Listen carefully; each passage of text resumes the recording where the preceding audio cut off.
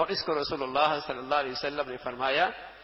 کہ جب یہ قبر میں جائے گا نا، اگر کسی کو کمرے کے اندھیرے میں پتہ چل جائے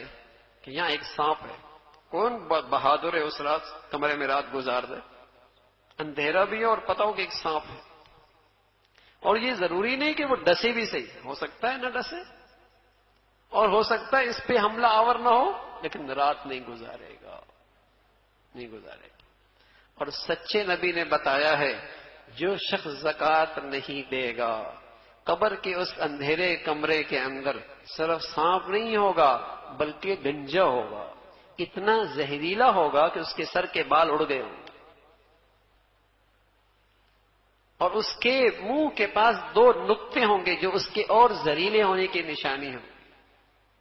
اور وہ آئے گا اور اسے لپٹ جائے گا اور اس کے سامنے والے چہرے کے حصے پہ سے پکڑ کر کہے گا یہ وہ تیرا خزانہ ہوں جو جس کو تو اکٹھا کیا کرتا۔ یہ اللہ کے سچے نبی نے بتایا ہے، اور سب کچھ بتایا ہے اس امت کی خیر خواہی میں، سب کچھ بتایا ہے اس امت کی خیر خواہی میں، اس لیے کہ وہ نبی رحمت بن کے آیا ہے۔ اس نبی کی ساری تعلیمات اس انسانیت کے لیے رحمت ہی رحمت ہے، کہ اس سے پہلے کہ دھوکہ کھا بیٹھے اور اس سے پہلے کہ اس مصیبت سے اس کا واسطہ پڑے، اپنی حفاظت کی شکل اختیار کر لے، کہ یہ دولت جسے یہ اکٹھا کیا کرتا تھا، الذی جمع مالا وعدد، جمع کر رہا ہے، اور اتنی ہوس ہے، روز گنتا ہے کتنے ہو گئے، روز گنتا ہے کتنے ہو گئے، الذی جمع مالا وعدد یحسب ان مالہ اخلد، ایسا دولت سے کچھ اس کا دل لگا ہے جیسا لگتا ہے یہ ہمیشہ دولت اسے ساتھ رکھے گی، کلا، نہ ایسا نہیں ہو، لَيُنبَذَنَّ فِي الْحُطَمَةِ، یہ حطمہ میں ڈالا جائے گا، وَمَا أَدْرَاكَ مَا الْحُطَمَةُ، جانتے بھی ہو یہ حطمہ ہے کیا چیز، نار اللہ الموقدہ، یہ اللہ کی سلگائی ہوئی آگ ہے جو جسموں تک نہیں پہنچے گی، دلوں تک اس کی رسائی ہو۔ یہ وہ ہے الذی جمع مالا وعدد، مال اکٹھے کر رہا ہے، کرتے چلے جا رہے ہیں مال اکٹھا۔ تو میرے عزیزو، بدترین بخل ہے کہ فریضہ زکوٰۃ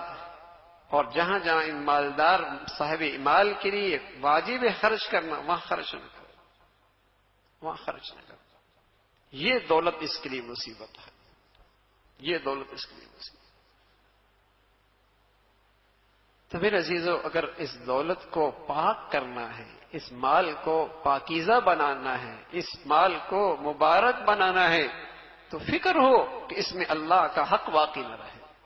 اس میں اللہ کے بندوں کا حق باقی نہ رہے۔ کل قیامت میں اللہ کے بندے